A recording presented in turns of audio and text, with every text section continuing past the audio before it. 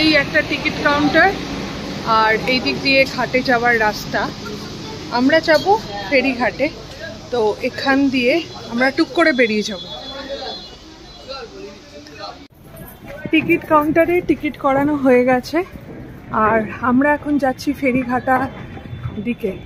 তো আমরা দেখে গেছিলাম 8:15 ভেসেল আছে এখান থেকে ছাড়ে, এমনিতে লঞ্চও আছে, কিন্তু ফেরিটাতে বেশি ভালো লাগবে। জানি না বসার জায়গা কিরম পাওয়া যাবে। 45 মিনিটস মতন লাগবে। আর নিয়েছে হলো 20 রুপিস টিকিট। খুব সুন্দর ব্যবস্থা, আর তারপরে এরম একটা ভিউ, আর এখানে হ্যান্ডেল ধরারও জায়গা আছে।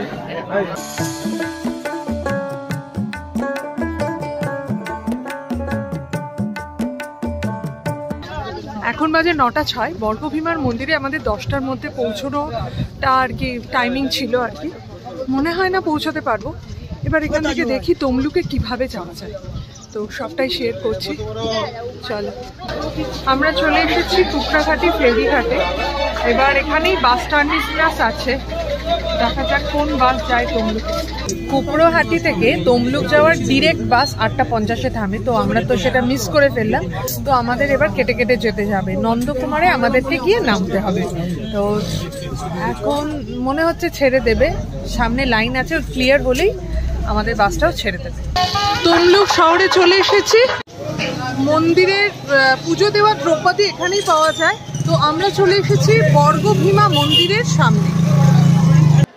ইতিহাসের প্রাচীন বন্দর শহর বলা যায়, বাংলার প্রাচীন বন্দর শহর হলো এই তাম্রলিপ্ত বা তমলুক। সেই পুরনো স্মৃতি বিজড়িত শহরে, আমরা ঐতিহাসিক স্মৃতি বিজড়িত শহরে চলে এসেছি। প্রথম শক্তিপীঠ বলা হয় এই বর্গভীমার মন্দিরকে। তো সেই প্রথম শক্তিপীঠে আমরা চলে এসেছি তমলুকে। এই জায়গায় বিভিন্ন বিপ্লবীরা এসেছিলেন, শপথ নিয়েছিলেন স্বাধীনতা সংগ্রামে যাতে উত্তীর্ণ হতে পারে। এমনকি প্রাচীন কুখ্যাত কালাপাহাড়ও এসেছিলেন নাকি এইখানে।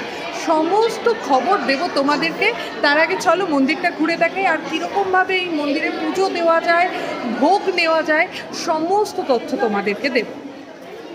পুজো দেওয়ারও এখানে সুব্যবস্থা আছে, তো এখান থেকে আমরা নিতেই পারি। তো ভেতরটা আগে দেখে যা। আমরা এখান থেকে পুজোর দ্রব্যাদি সমস্ত নিচ্ছি আর কি।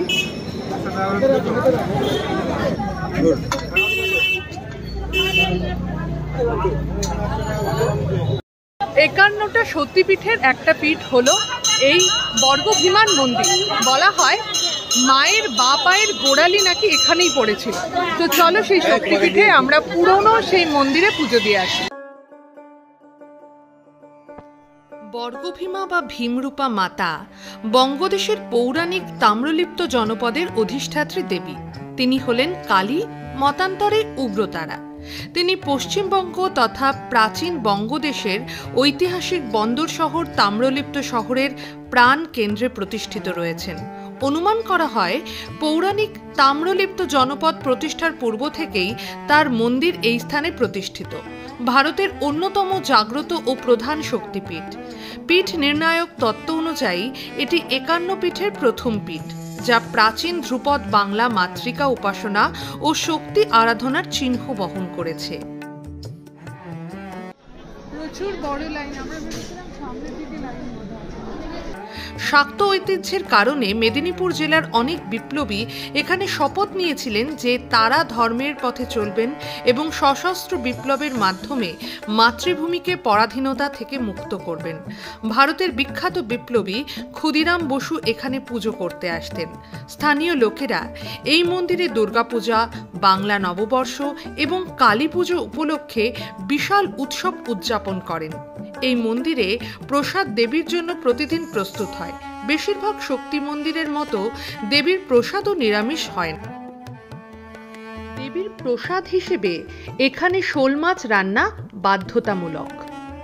ইতিহাসের দলিল ও প্রচলিত জনশ্রুতি অনুযায়ী বঙ্গদেশের হিন্দু যখন কালাপাহাড়ের ভয়ানক ধ্বংসলীলার সম্মুখীন, ঠিক তখন কালাপাহাড়ের মতো ভয়ানক হিন্দু বিদ্বেষী মূর্তি এবং মন্দির নাশকের নাশকতাও থেমে গিয়েছিল এই মায়ের মন্দিরে এসে। বর্তমান দেবীর উপাসক মহাশয়দিগের নিকট একখণ্ড পারসিক ভাষায় লিখিত দলিল রয়েছে, যেটা বাদশাহী পঞ্চ নামেও কিন্তু খ্যাত।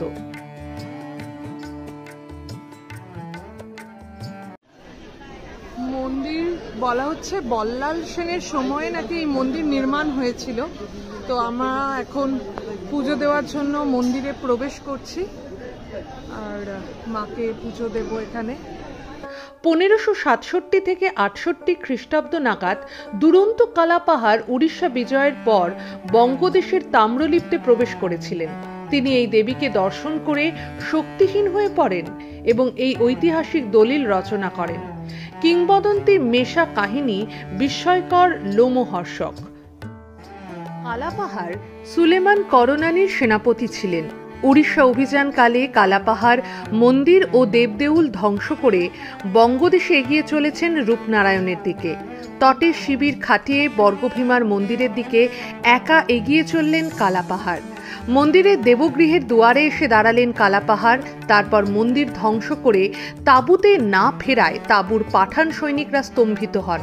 তারা মন্দিরে এসে দেখেন দেবী বর্গভীমার পদতলে আশ্রয় নিয়ে ঘুমিয়ে পড়েছেন সুলেমান করনানীর সেনাপতি কালাপাহাড়। আমাদের পুজো দেওয়া হয়ে গেল এবং ভীষণ সুন্দর, খুব তাড়াতাড়ি ব্যবস্থা এখানকার। এবার দেখা যাক মন্দিরে আমরা একটু চরণ।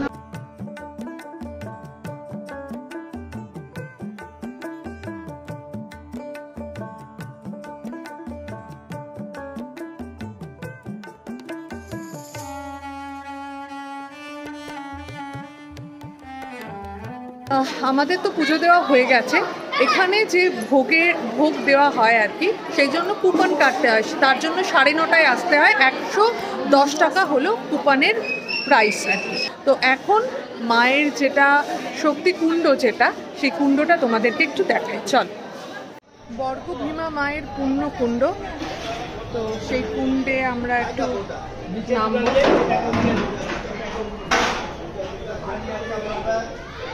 ইতিহাস বিজড়িত এমন একটা স্থানে চলে এসেছি যেখানে হলো প্রাচীনকালে পুজো হতো। প্রাচীন কাল থেকে সেই পুজো একদম বলা হচ্ছে যে মহাভারতের যুগে বা মধ্যযুগীয় এরকম কোনো সময় থেকে এখানে পুজো হচ্ছে, এখানকার মায়ের পুজো হচ্ছে। এখানে মা হলেন উগ্রতারা মূর্তি।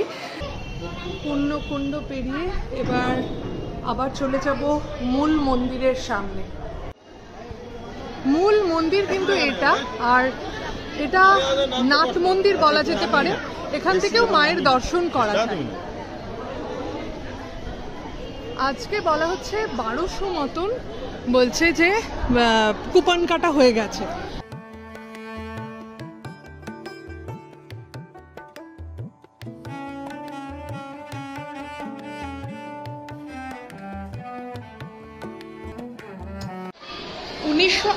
সালের 11ই এপ্রিল এখানে নেতাজি সুভাষচন্দ্র বসু এসেছিলেন মাতৃদর্শনের জন্য।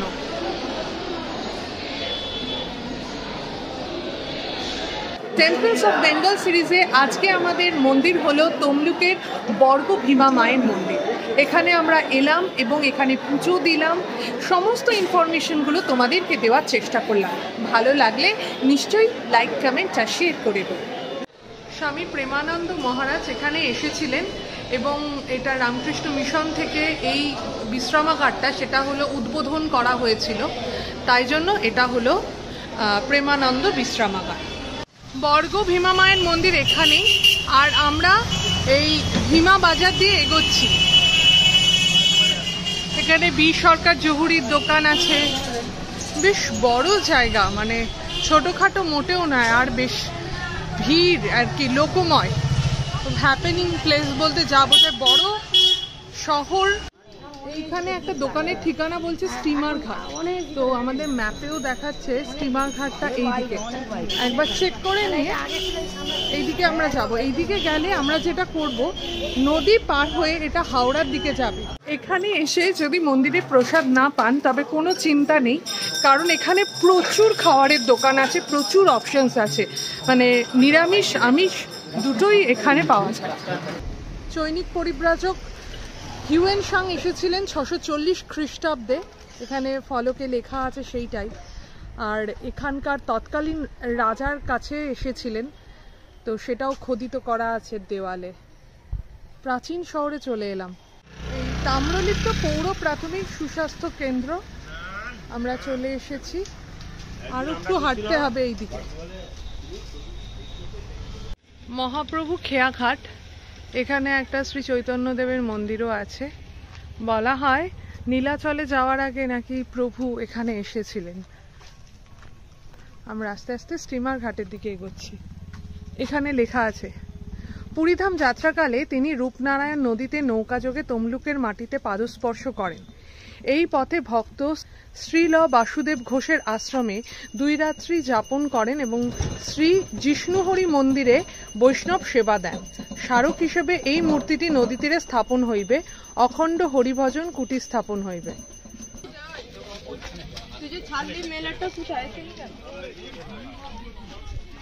সামনেই হলো রূপনারায়ণ নদীর চর, আর এখানে পিকনিকেরও ব্যবস্থা আছে। কিন্তু একটা মজার ঘটনা তোমাদের সঙ্গে শেয়ার করি। আমরা এসেছিলাম নদী দেখতে, রূপনারায়ণ নদী দেখবো, স্টিমার ঘাট তো আমাদের গুগল ম্যাপেই দেখাচ্ছে। তো এবার ভাবলাম যে ঠিক আছে, নদীটা তো অন্তত দেখে এসে, রূপনারায়ণ নদী তো এরকমভাবে কখনো দেখিনি, তো সেই জন্য তোমাদেরকে দেখালাম। আমরা এতটা রাস্তা হেঁটে হেঁটে এসছি, এবার হেঁটে আসার পরে যে জায়গাটা দেখাই তোমাদেরকে আর কি দেখাচ্ছি, সেটা একটু দেখো। আমি নিজেই অবাক হয়ে গেছি, মানে এখনো নিজেও বিশ্বাস করতে পারছি না যে এটা সেম এরিয়া। এই যে এই রাস্তাটা দিয়ে আমরা এসেছি, এসে এই যে এই চরটা দেখছো, একদম মাটির চর, তো এই রাস্তাটা দিয়ে সোজা চলে যাবে। এখানে মানুষজন দেখতে পাচ্ছ কিনা জানি না। এই যে মানুষরা যাচ্ছে, এরা যাচ্ছে হলো স্টিমার ঘাটের দিকে। মানে বেসিক্যালি আমরা জানি গ্রামের রাস্তায় এরকম হয়, তো এইখানে এতটা পথ, মানে রাস্তা দিয়ে গিয়ে তারপরে স্টিমার এবং অপর পারে হাওড়ায় গিয়ে পৌঁছবে। আমরা তো এসেছি ডায়মন্ড হারবার থেকে, তো সেই জন্য আমরা কুকোড়াহাটি হয়ে এসেছি। যারা হলো কলকাতা থেকে বা ধর্মতলা থেকে আসার চেষ্টা করছো, তাদেরকে বলবো যে এখানে ট্রেন আছে। তো তোমরা যে কোনো দীঘাগামী যে কোনো ট্রেনে উঠে পড়ো, তমলুক স্টেশনে নামো, তমলুক থেকে একদম কাছে। সড়ক পথে এখানে কোলাঘাট হয়ে আসা যাবে। আর এখানে কি কি দেখা জায়গা আছে, দেখা জায়গা বলতে এখানে হলো বর্গভীমা মায়ের মন্দির রয়েছে, আর হলো রাজবাড়ি রয়েছে, তমলুক রাজবাড়ি। এখন আবার সেখানে হস্তশিল্প মেলাও হচ্ছে, চলো তোমাদেরকে সেইটাই ঘুরে দেখাই একটুখানি। এখানে কিন্তু পিকনিকও করা যাবে, সবাই এসে কি সুন্দর পিকনিক করছে। আমরা ফেরত যাব, তাই আমরা চলে যাচ্ছি রাজবাড়ির দিকে। এখানে কিন্তু বেশ অনেক দোকান টোকান আছে, দেখা যাক চা পাওয়া যায় কিনা। চা হবে? এই আমরা রূপনারায়ণের চর থেকে এলাম, এবার একটা টোটোতে উঠে পড়ছি, এখানে রাজবাড়ি যাব। পার হেড বলছে 20 টাকা। চলো বস। তাম্রলিপ্ত রাজবাড়ি, তার সামনেই হলো রাজ ময়দান, সেখানে চলছে এখন মেলার প্রস্তুতি। তো আমরা ভেতরে প্রবেশ করি।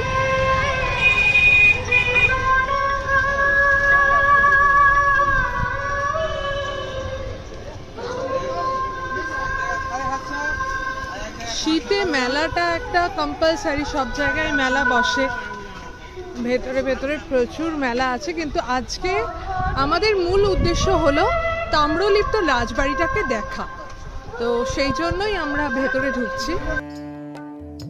2004 সালের 26শে ফেব্রুয়ারি তমলুক রাজবাড়ি জাতীয় সৌধ হিসেবে ঘোষণা করা হয়েছে। তমলুক শহরের তাম্রলিপ্ত মিউজিয়ামকে অধিগ্রহণ করেছে archaeological survey of India. Tamluk পুরসভা অফিসের একটি ভাড়া বাড়িতে চলা ওই সংগ্রহশালার বহু প্রাচীন প্রত্ন সামগ্রী রয়েছে। সংগ্রহশালা থেকে কয়েকশো মিটার দূরে থাকা তমলুক রাজবাটিতে সংগ্রহশালা গড়ে তোলার পরিকল্পনা নেওয়া হয়েছিল, তবে পরে নিমতৌড়িতে সংগ্রহশালা গড়ার সিদ্ধান্ত নিয়েছে archaeological survey of India. Archaeological survey of ইন্ডিয়ার কলকাতা সার্কেলের তরফে দেওয়া 2টি বোর্ডের একটিতে লেখা রয়েছে, মধ্যত্তর যুগের অপূর্ব স্থাপত্যকলার উজ্জ্বল দৃষ্টান্ত তমলুক রাজবাটির বর্তমান ধ্বংসপ্রাপ্ত কাঠামোটি হলদিয়ার উপকণ্ঠে অবস্থিত। খ্রিস্টীয় যুগের সূচনা পর্ব থেকে তাম্রলিপ্ত শহর পূর্ব ভারতের সামুদ্রিক বাণিজ্য ও জলপথের ক্ষেত্রে একটি বন্দর হিসেবে গুরুত্বপূর্ণ ভূমিকা পালন করেছে। মধ্যত্তর যুগে স্থাপত্যকর্ম কতটা সমৃদ্ধ ছিল তমলুক রাজবাটি তার প্রত্যক্ষ প্রমাণ বহন করে। রাজবাটির মূল ভবনটি একটি চতুষ্কোণ চত্বরকে ঘিরে আছে। ব্যারাকের স্থাপত্য বিশিষ্ট দোতলা কাঠামোর দুই দিকের অধিকাংশ অংশটি বর্তমানে ধ্বংসপ্রাপ্ত। রাজবাটির এই বিশালাকার স্থাপত্যের সামনের অংশে রয়েছে চওড়া স্তম্ভের সমন্বয়ে কিছু খিলানযুক্ত স্থাপত্য, যা বাংলায় ইন্দো ইসলামীয় স্থাপত্য কলার একটি প্রকৃষ্ট উদাহরণ। ইট দ্বারা নির্মিত এই ভবনের কিছু স্তম্ভের উপরিভাগ নির্মাণে লাল বেলে পাথর ব্যবহৃত হতে দেখা যায়। সামগ্রিকভাবে সমগ্র রাজবাটিটি ইন্দো ইসলামীয় এবং নব্য ধ্রুপদী স্থাপত্য শিল্পের এক অপূর্ব মিশ্রণ বলা যেতে পারে। আমরা এখন আছি তাম্রলিপ্ত রাজবাড়িতে, আর এখানকার ইতিহাস যেন পরখ করে দেখছি। ভাবতে পারা যায় মধ্যত্তর যুগের একটা রাজবাড়ি, সে শুধুমাত্র ইটের কাঠামো নিয়ে দাঁড়িয়ে রয়েছে, কোনো কিছুই স্থায়ী নয়। এটাই হলো তার মূল প্রমাণ। কাল যে তাম্রলিপ্ত মধ্যযুগীয় বঙ্গদেশের একটা অন্যতম বন্দর শহর ছিল, সে আজকে এই রকম একটা ধ্বংসপ্রাপ্ত রাজবাড়ি নিয়ে দাঁড়িয়ে রয়েছে। এই যে এইখানটায় মনে হচ্ছে নিচেও একটা কোনো ফ্লোর ছিল সম্ভবত, এটা দেখে মনে হচ্ছে। আর এখানে একটা বিশাল গাছ, বোঝাই যাচ্ছে এখানে দোতলা একটা ফ্লোর ছিল, কিন্তু সিঁড়িগুলো সব সম্ভবত ভেঙে দিয়েছে যাতে বাইরের কেউ এসে এগুলোর ক্ষতি না করতে পারে, যেটুকু দাঁড়িয়ে রয়েছে এই প্রাচীনটা।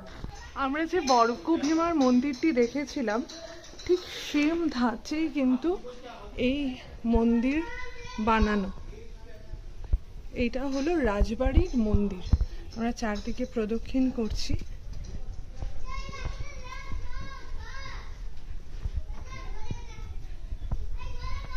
আরে বাহ, এখানে তো একটা ঠাকুর দালানও আছে। আর এই সেই মন্দির। আমরা পেছনটা দিয়ে প্রবেশ করেছি। খুব সুন্দর, দারুণ। পুরো একদম বর্গভীমা মন্দিরের ধাঁচেই এই মন্দির তৈরি করা। আর এখানে অনুষ্ঠান চলছে কিছু।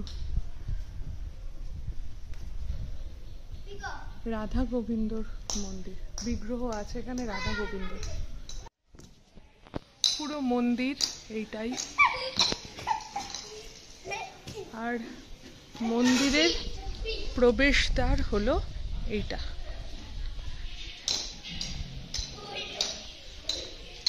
এখান দিয়ে মন্দিরের প্রবেশ। আমরা ভুল রাস্তা দিয়ে চলে এসেছি। বাহ, ভারী সুন্দর। এটা তো রাজবাড়ি। আর রাজা সুরেন্দ্র নারায়ণ রায় বলা হয় যে এখানকার কোনো রাজাই, তমলুকের কোনো রাজাই ইংরেজদের সঙ্গে আপোষ করেননি। সবসময় ওনারা স্বাধীনতা সংগ্রামীদেরকে খুব সাহায্য করে গেছেন এবং স্বাধীনতা সংগ্রামী হিসেবে নিজেদেরকে উৎসর্গ করেছেন দেশের জন্য। তো এখানে নেতাজি সুভাষচন্দ্র বসু এসেছিলেন। বলা হয় যে একসময় সুভাষচন্দ্র বসু এখানে বক্তৃতা দিতে এসেছিলেন। তো এখানকার যে মাঠ ছিল, সেই মাঠে সেখানকার তখনকার যে ইংরেজরা কোনোভাবে তাকে বক্তৃতা দিতে দেননি। তো উনি রাজা সুরেন্দ্র নারায়ণ রায়, তিনি তার বাগান, ফলন্ত বাগান কেটে শ্রী সুভাষচন্দ্র, নেতাজি সুভাষচন্দ্র বসুকে এই বক্তৃতার আয়োজন করে দিয়েছিলেন। এখানে একটা বিশাল বড় দিঘি, সবাই স্নান টান করছেন। বিশাল বড়, বিস্তৃতি অনেকটা দূর। আর সেই দিঘির সামনেই যে কারণে দেখানো রাজবাড়ি। এই এই যে খাবার দিচ্ছে, মাছের খাবার দিচ্ছে মাছ দিঘিতে। দিঘি বলা চলে এটা।